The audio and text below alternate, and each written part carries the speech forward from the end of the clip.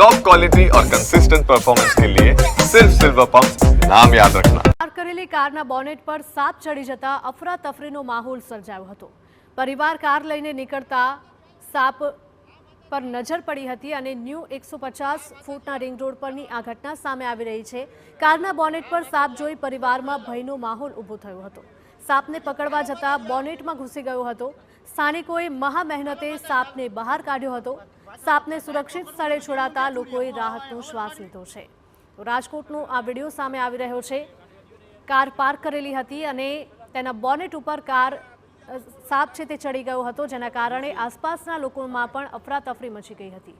પરિવાર કાર લઈને નીકળવા જતો હતો અને સાપ બોનેટ પર હતો તેવી નજર પડી હતી। ન્યૂ 150 ફૂટ રિંગ રોડ પરની આ ઘટના સામે આવી રહી છે અને કારના બોનેટ પર સાપ જોઈ પરિવારમાં પણ ભયનો માહોલ છવાયો હતો।